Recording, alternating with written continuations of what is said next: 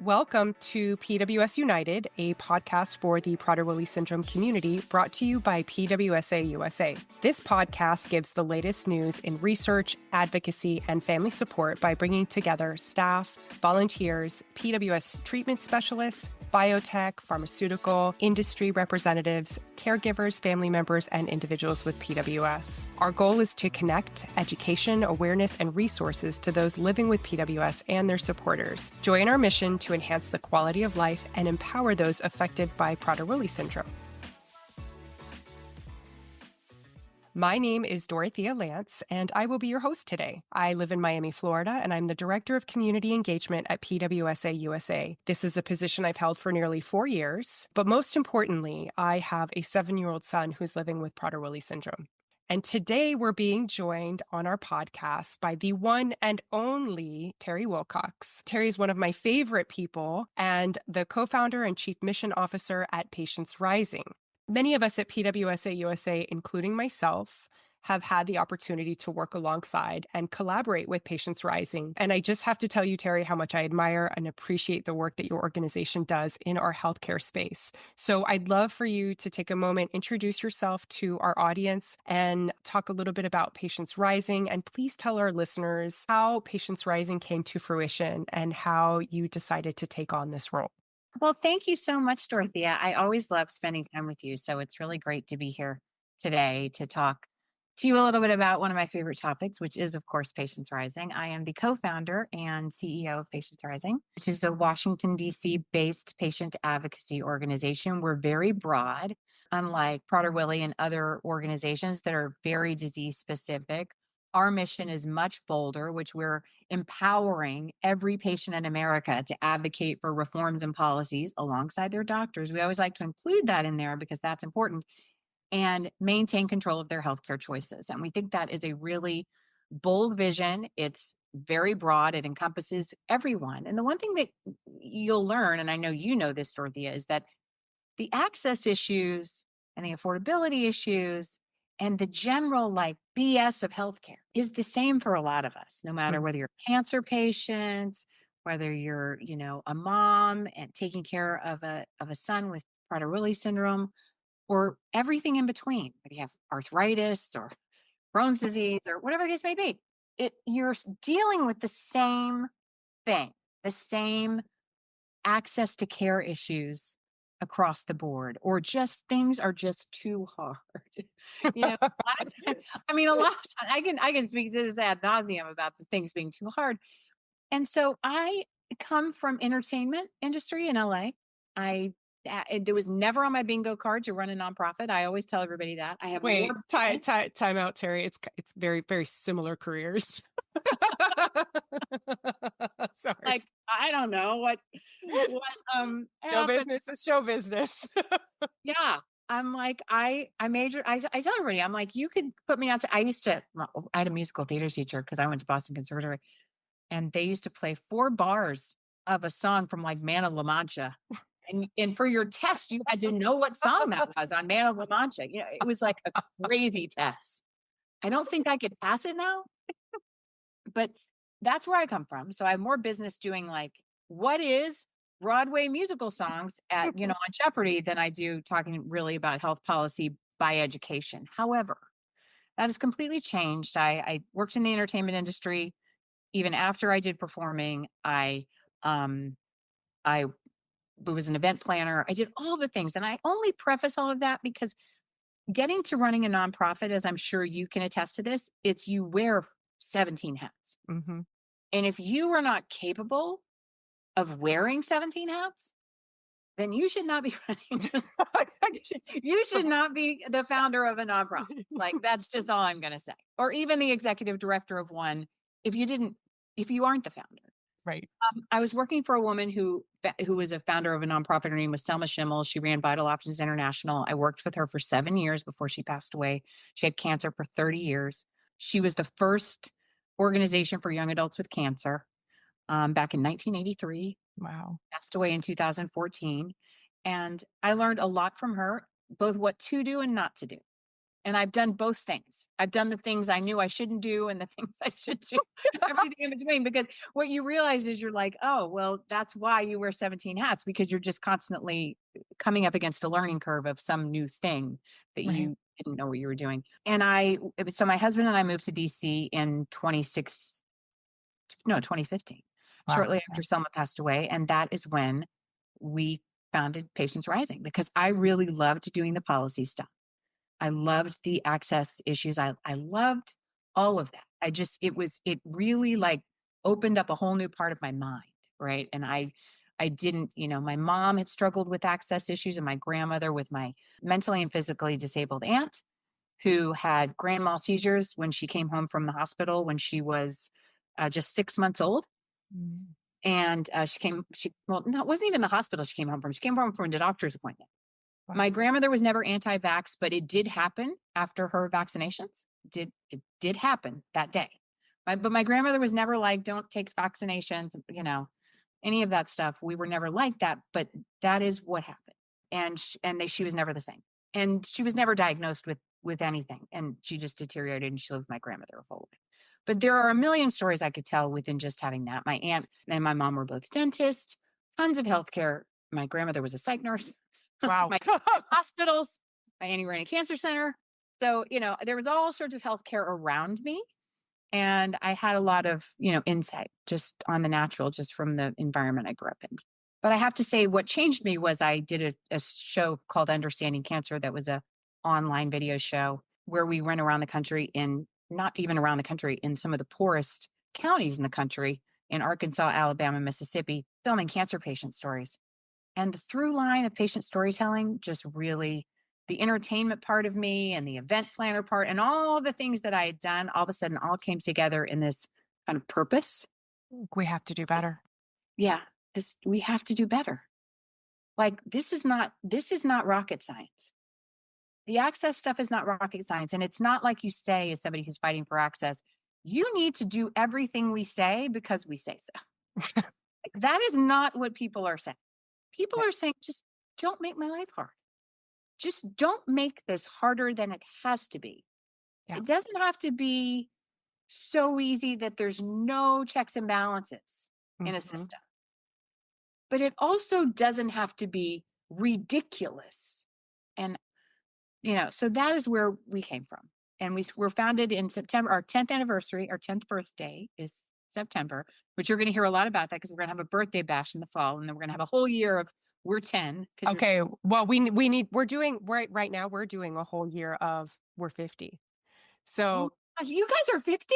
We're 50. Oh my God. I know, it's crazy. It's crazy. So you're going to hear a lot about we're 50.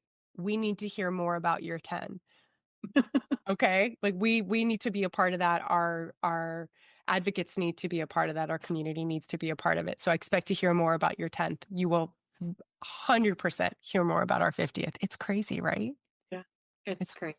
It's crazy. Such a good feeling though. We've sort of gotten to a place where it's far from perfect. We're still, you're growing all the time, but we're in a place where it's like, okay, we're going to make it to at least the next level. Yeah. I feel like once you've hit that first 10-year mark, it really is a milestone. And you have finally figured out a direction. And people don't realize how long it takes to actually get that direction. That's why when people tell me they're going to I've had people all the time, they're like, oh, I'm going to start my own nonprofit. And I'm like, okay. And it's not that I don't encourage that kind of advocacy and the starting. I do, but don't ever think. It's you know what? Don't ever think you're just going to do it because you watch somebody. Well, see, you know what, Terry? Part of that is because of your vision. You started this organization because you saw an unmet need, and you were exposed to communities and hearing stories that helped you formulate that, this healthcare system that we live in is so much bigger than just us and just the problems that we see. A lot of our community members who are going to be listening to this podcast. We live and breathe in this world of PWS. One of the most amazing things that we've been able to get out of the advocacy work that we've done, and with the help of Patients Rising, so much of the policy work that we've done is really how much bigger this landscape is than just this one rare disease. And with the work that you all do in rare and chronic disorders, non-rare, everything, just really just that nuts and bolts of healthcare policy. Our advocates are starting to realize in the healthcare space, if all of us don't work together, then none of our needs will be met. So I'm going to use that as a transition because I want to talk about what that looks like on the federal level as you're making connections with policymakers and you're looking at policy that affects the healthcare community at large. And I've said this a million times, I come from I live in Miami, Florida. I come from state politics in Florida. And until I met Patients Rising and did that advocacy masterclass, I'd never been involved in anything on the DC circuit. And it was that first fly-in that you guys did back in 2022 where I was just blown away. And I was in the process of planning PWSA's first DC fly-in, which was going to be a couple months after that. And the inspiration that I drew from your event at Patients Rising, it really helped shape so much of our journey. So can you maybe talk a little bit about, from a policy perspective, and let's start at that federal level, why it's important to create that presence in DC to make our policymakers on the federal level understand what our needs are and how they can help us in our community. Well, I think the biggest thing when you're talking about health policy and you're talking about going to the Hill, it is great. And I think every organization from ACSCAN, which is huge, to Arthritis Foundation, to Heart Association, to Prader-Willi syndrome, to everything in between.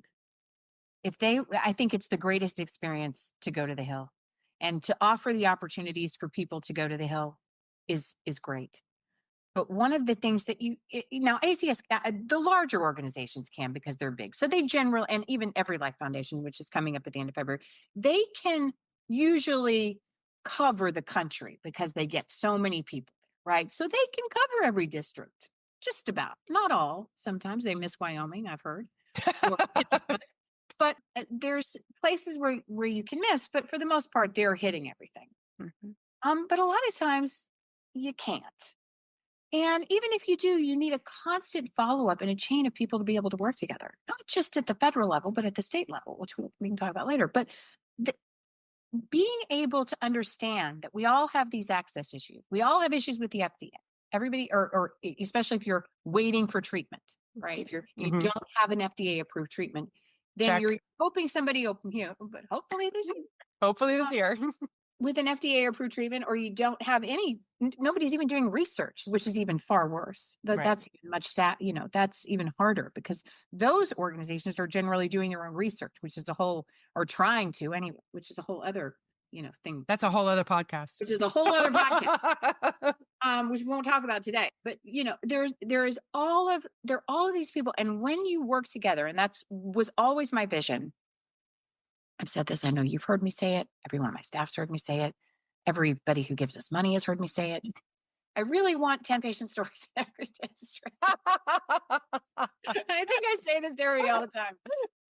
And I tell it to, members of, I'm like, I want our Patients Rising community, and what we do is to bring that together.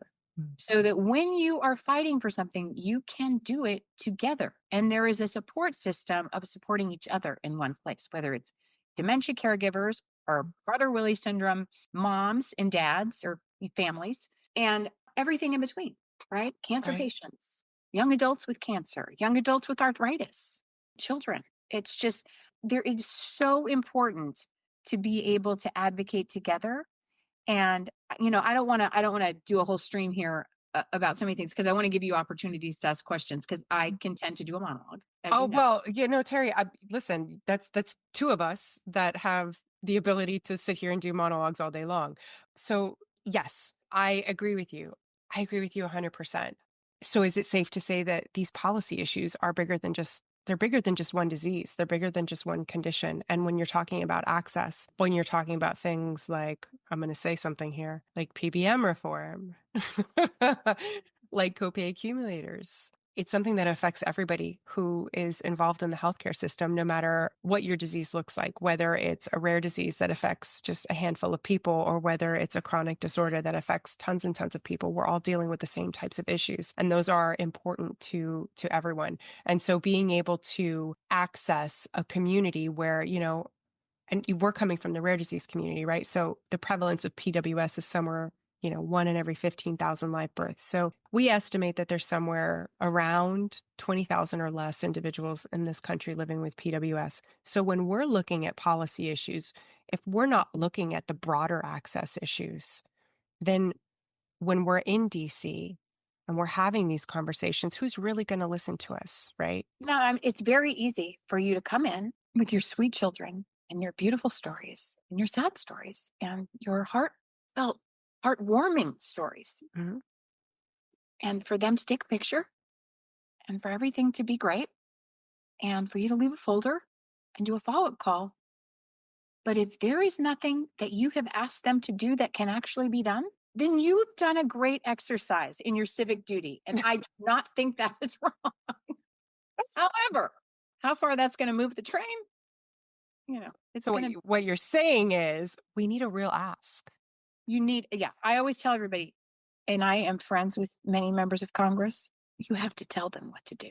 And I say that not because they're stupid, but because, and people have heard me say this before, they just met with the chicken caucus 10 minutes ago, or the wine caucus, or the candy caucus. I'd like to meet with the wine caucus. I'm just going to go too. on. I'm going to go I on want the record. bourbon caucus, but anyway,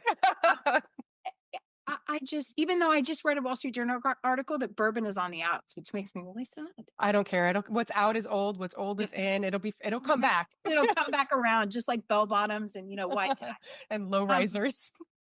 All the things. Please don't ever make, what is it, skinny jeans. I'm oh, right. I'm too old for those now, and I don't want to see those again. So No, don't apologize. So we have to tell them. We have to tell them what to do. I feel like it's like a marriage. You have to have a concrete ask. Like, I mean, it's like, even when we do our, like, to your point, the first year we did a fly-in, and I always say this, thank you, Rachel Derby. Yep. Thank you, Rachel. Rachel gave us a fly-in because honestly, until that moment in time, a fly-in, just with all I was doing, that had never occurred to me. It's not that it hadn't occurred to me, but I was just like, that was one hat I had never worn. Oh, Terry. And I didn't even know the first thing about how to put that kind of thing together. I was just like, I was not even going to pretend I knew. And I am very good at faking it till you make it. But I knew that was a big thing until, so I didn't do it. So Rachel brought us the fly-in, and she brought us the second fly-in, and then she had 2 children back to back, and then found another job, which I always am grateful for that. But anyway, she brought us the fly-in, and this is going to be our 4th fly-in this year. I have learned a ton. And one of the things that I learned last year, and we're going to don't make your own appointments. Well, don't make your own appointments. First of all, I did that last year, and I literally didn't sleep. I know. I didn't sleep. I didn't sleep. And I was on the Hill taking pictures with like Pete Sessions. I didn't sleep. Didn't sleep anywhere that day. So it was not a situation I'm going to be in again. However, I do think that there's a really great thing about having teams that go around and booking, doing the bookings as teams, going to different offices, or our goal this year is to go even one better, which is create the teams like a month out so that they can have a couple of meetings and decide who has the best story for the situation that they're about to be in. Terry, we can talk about that. We do that. So we go when we're prepping for our fly-ins, and I learned this from your first fly-in. Tell people what they need to say, help them figure out how to share their story, what that pitch is going to look like, and then help them figure out what they need to say in those 3 or 4 minutes that they have. We can help you with that. And our advocates are well-versed at this point in what those teams look like. We have We've just created our group of advocacy ambassadors, which are our folks who have been leading teams for a couple of years. And they're our specialists, not just on the state level, but the federal level. So when you get to that point, if you need team leaders, and this isn't just a PWS specific situation, these are seasoned advocates who know what they're doing, a lot of whom are taking the advocacy masterclass that we'll get to in a second. So we are happy to help. And if there's anybody listening who wants to get involved in this, we'll put somewhere, I don't know what it's called, footnotes or whatever it is that we do on podcasts, where you all can get on the Patients Rising website and register for the fly-in, or at least announce your interest in going, because it really is an incredible experience. I'm looking forward to it, Terry. You know I'll be there with bells and whistles. Oh, we're doing very similar to what we had last year. Okay. We're doing a huge recruitment push right now for our patient senate, for folks to basically put their flag down in their district and say, I want to be a team leader in this district, in this state. And so that's really our big push for the patient senate right now, which is our ambassador body in a way. Right. Now, you also can do a lot of advocacy with us and take our classes and do all that. You don't have to be in the Senate. But the Senate is where we are trying to make this army of, this body. And the body isn't quite there yet. So one of our goals right now is to build the body so that we have representation in all 50 states in a public way, and then progress from there to the other goals that we have. But that's our goal for the body of the Senate right now, which is a lot of fun. And we're going to open up our fly-in this year with a Senate reception. Oh, I'm excited. Yeah, for those of you listening, I'm in the Patient Senate, just FYI. Dorothea's in the Patient Senate. We have some other Prader Willi Yeah, we folks do. in the Senate as well. We do. So it's great fun. It's a people from all walks of life, all types of therapeutic areas, as far as disease states and caregivers, et cetera. So let's talk about the state stuff, right? Because you're looking for advocates 10 in each district, right? We're making sure that we have representatives from each state in the country. You know that PWSA's ramped up our state advocacy work. We're working on a lot of PWS specific legislation. PWS is recognized as an intellectual developmental disability in 14 states. We have about 18 states where we're in progress at looking at what that legislation might look like to add to it. Over the past, or since, my gosh, when we're recording this in mid-January, guys, we're barely in mid-January. I don't know when this is going to go up, probably mid-February. And I feel like we're already 3 months into the year.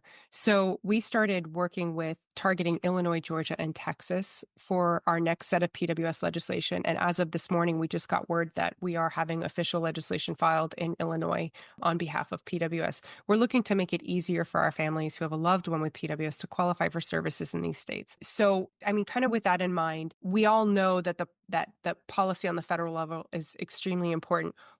Why is it important to get involved on the state level? Why is it also just as important, and in some cases it might even be more important, to have folks who are dedicated to that state level advocacy work for healthcare policy? How does that differentiate between what we're working on the federal level, and how do they influence each other?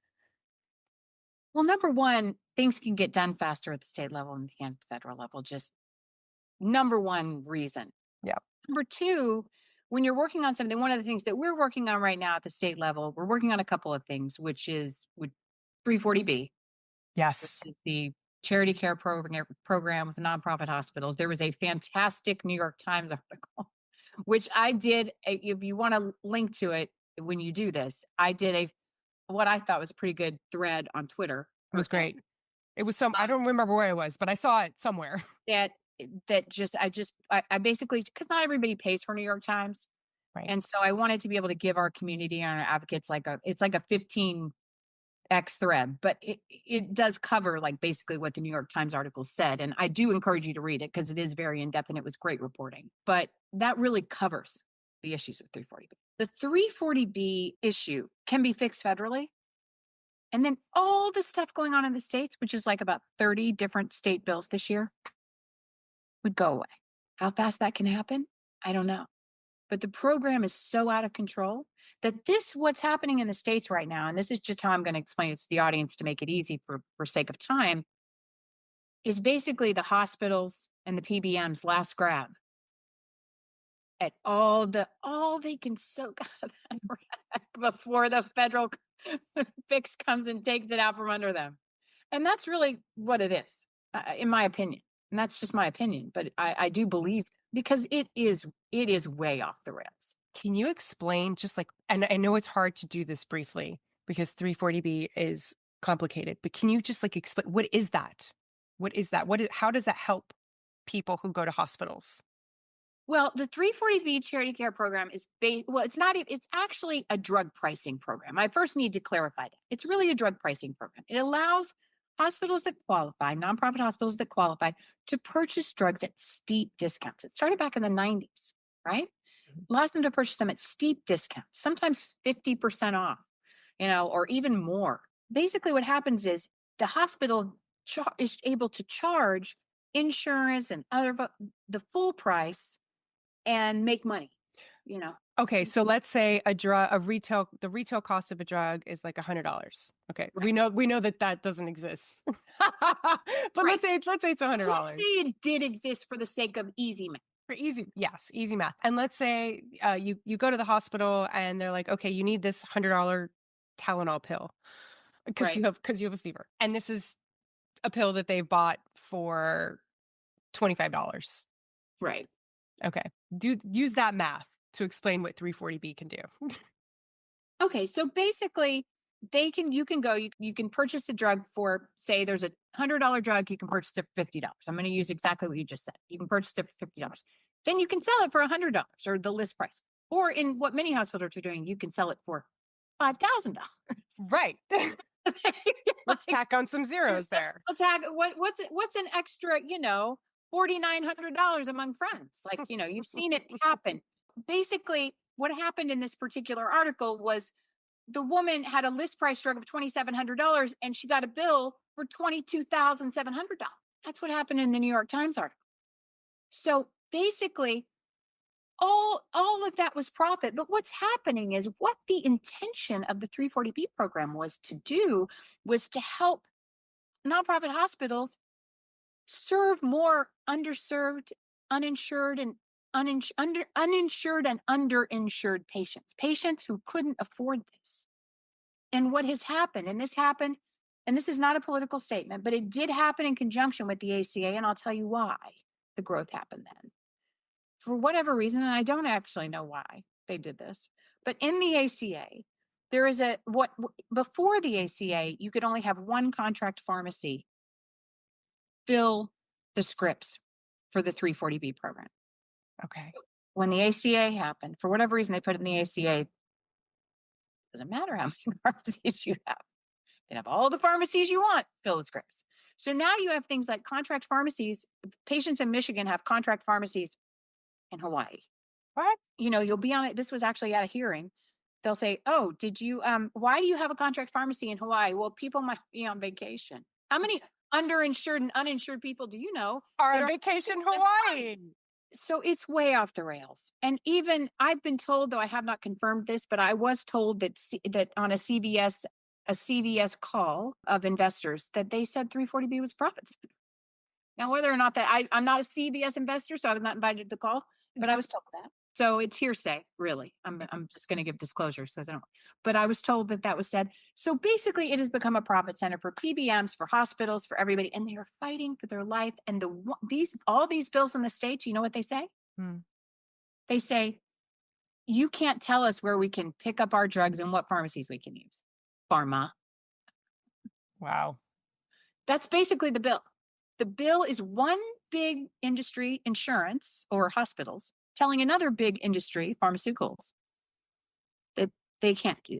That you can't dictate where we So get our it's meds. basically the most anti-patient bill I know, because there's nothing in that bill that says patients are going to get more charity care. There's going to be more accountability for charity care. Patients have a right to know if they're tagged a 340B patient. Any of that has nothing to do with patients.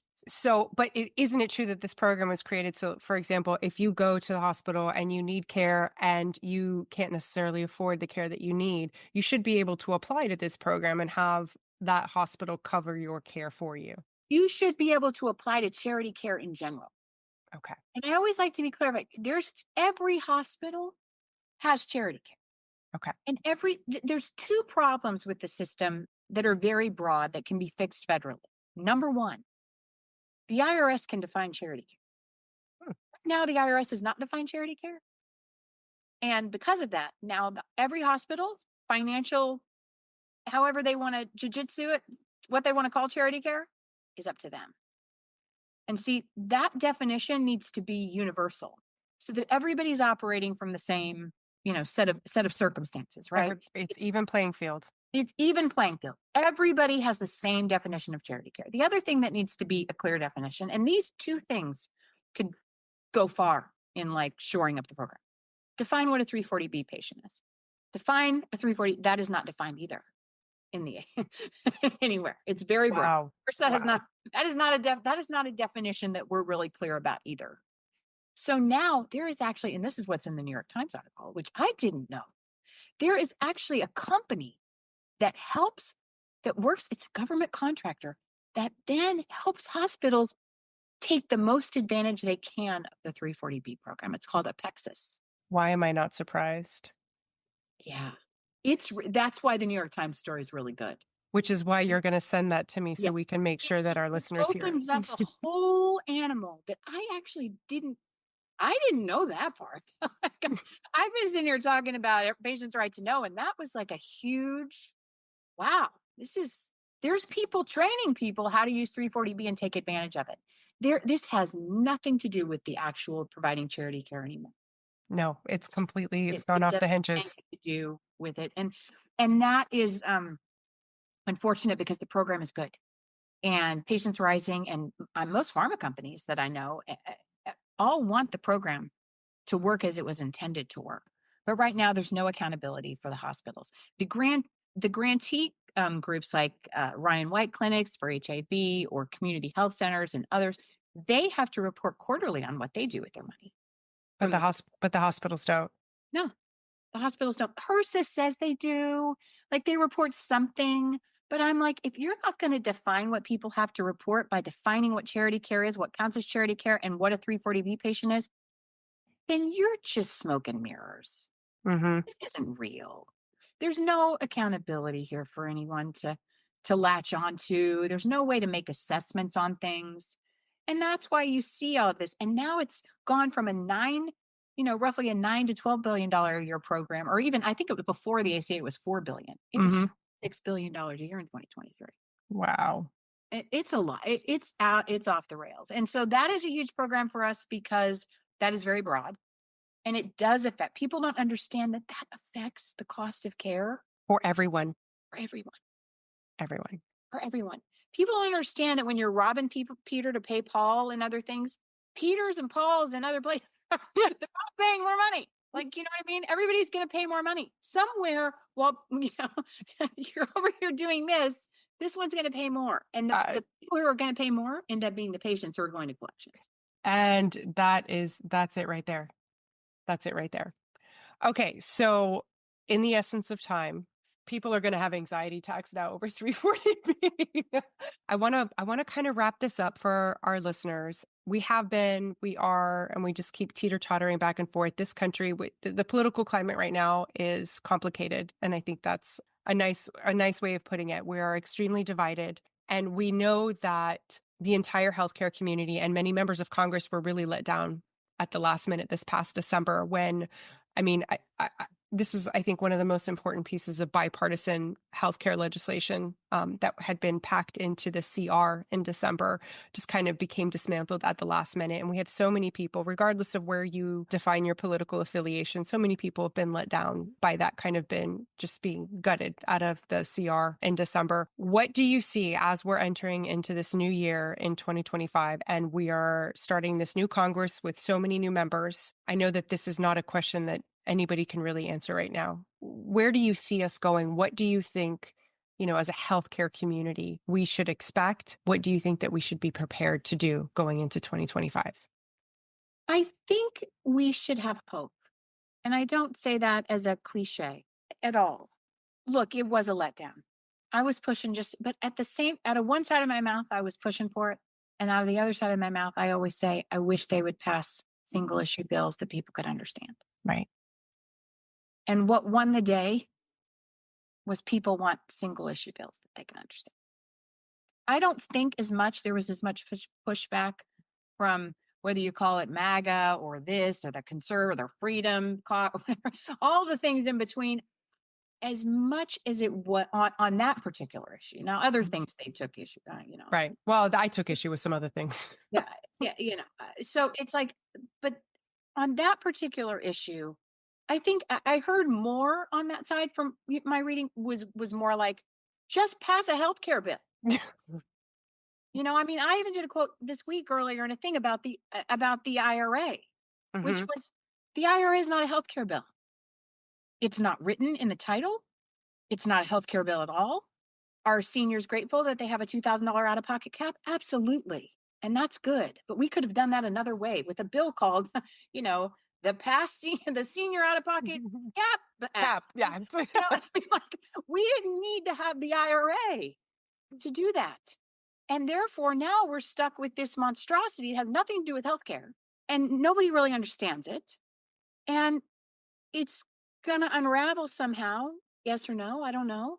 But that's something that everybody's like worried about and working on, because they passed this giant thing.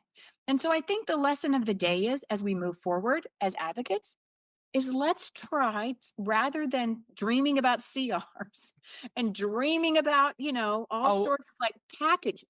we know that a big healthcare package was definitely not where we wanted to go, for sure.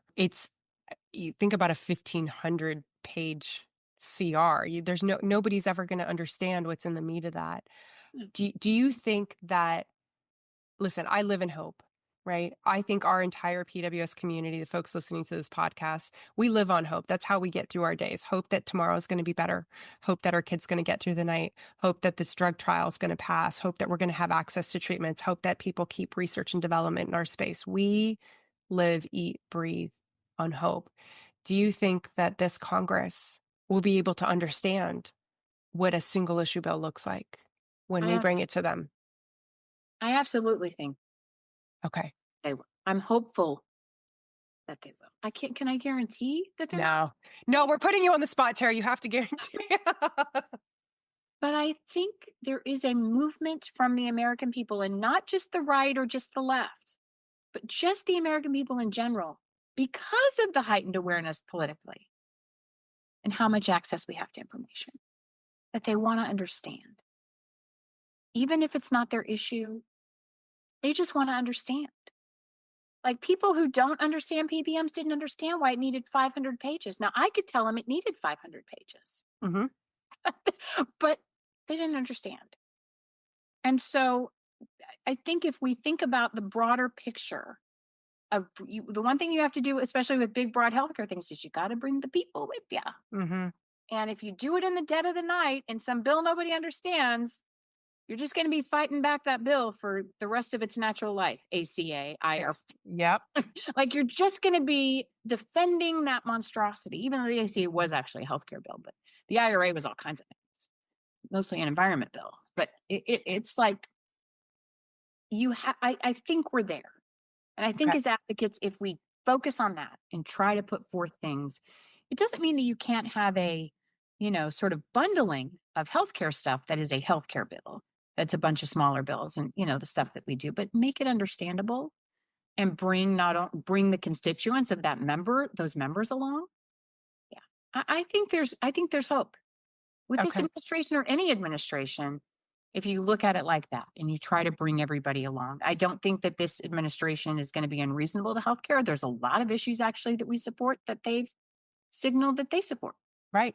We'll see if that's true. I don't know, but So I think one of the things that's important to just, and I think I said this earlier, and I talk about this with our advocates all the time, is that one of the places where we are very fortunate is that healthcare isn't defined by party. This is a universal need.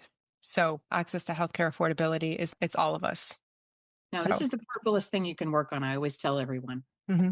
I'm like, you don't like the member of Congress in your district, go in your booth and vote them out. That is where you can affect Yep. that. That's where you can voice And your that vote. in the district you live, Mm-hmm. you can affect that member of Congress. But if you do not live in that district, you cannot. And therefore, if they are on a committee or a space where you need their vote, and you need them to understand your issue, then you need to be able to walk in that office and share that. It's hard, I think, when we're talking healthcare policy right now to stay away from anything that might even seem controversial. We've just been talking about these huge bills and massive CRs versus like what a single issue bill would look like. I've been having advocates reach out to me, and advocates who represent and vote both sides of the aisle. And Right. I'm trying to explain to people, we've talked about this, like healthcare is not red, healthcare is not blue. We are a purple state of people in the healthcare space. And I've had advocates on both sides of the aisle reach out to me. And I'm just trying to keep everybody calm and grounded and explain to them that in our space, and when I say our space, I mean healthcare, because that's where we are living in our hope, right? We need to keep grounded and understand that our issues are not about a party. They're about policy. Okay. We need to focus on the policy. We can't focus on the party. And it's regardless of which party you affiliate with, because everybody is so divided. We really, as advocates, as individuals, as people who are living in this healthcare space, we need to focus on the policy, and we need to educate these almost new 80 members in the House as to what that looks like for people who have rare diseases, for people who have chronic disorders. So as we're looking at this, and we're probably almost 2 months into this new year when this kind of, I think, airs, will be around almost 2 months. What would you like people to take away? If you could impart a piece of advice to our listeners that are just starting to advocate and they're in this healthcare space, or they're seasoned advocates, or they're living with a rare or a chronic disorder, or just, I don't know, maybe just curious about healthcare policy, what would you want them to understand? What would you want them to know and understand most about this landscape, and what we should be doing as a people when it comes to healthcare policy in this country? I think one of the major things that people need to think about and advocates need to think about is when they hear something, they need to take a breath.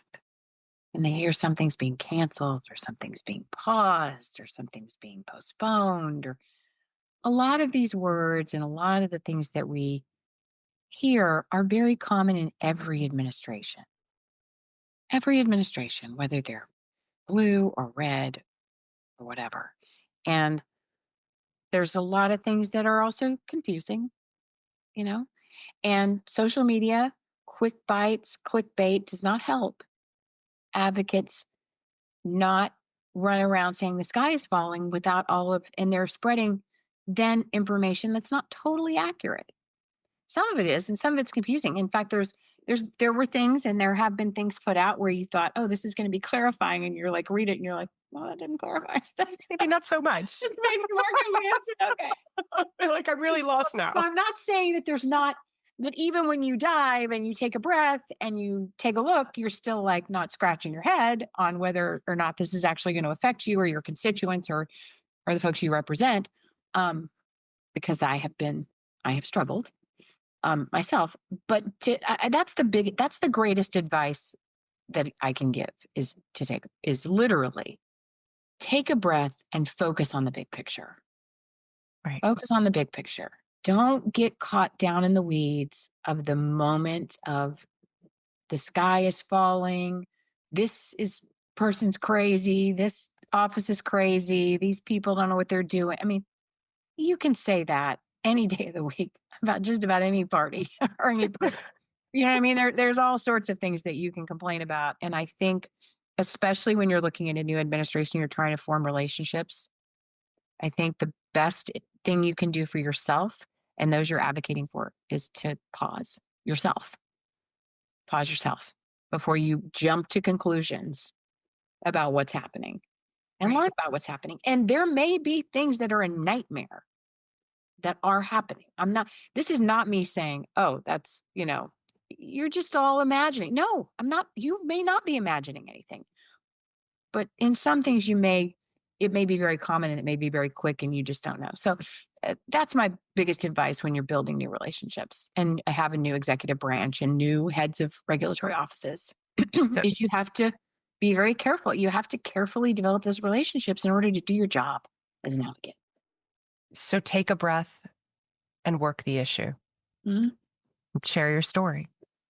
Take a breath, work the issue, share your story Okay. and how it relates. And as I always say, last but not least, to tell them what to do. Yes, we have to tell them what to do. What to do because otherwise- We don't have to tell them how to do it, no, but you have but to we do need to tell them what to do. And those would be the elected officials, Yeah. policymakers. I always say they've got a lot of different issues. You're right. And Right. a lot of people to answer to. And so do their offices and so do their legislative directors. And I think it's safe to say that the offices are learning this information a lot of the times as we are learning the information that's being sent out. So they're in the process of digesting while we are also in the process of digesting and figuring out what all of these moves are going to look like. So let's pack our patience. Let's stick with the issues and let's keep sharing our stories and tell them what to do.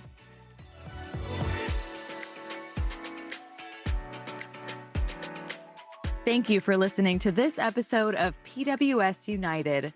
If you want to learn more about Prader-Willi syndrome and how PWSA USA is making strides in advocacy, family support, and research, visit www.pwsausa.org.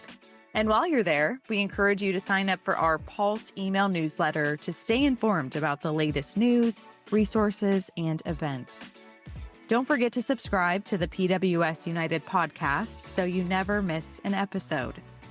Our team is always available to support families and their loved ones living with PWS 24 hours a day, 365 days a year. You can call us at 941-312-0400 or email info@pwsausa.org. Catch a new episode next Tuesday, and until then, have a great week.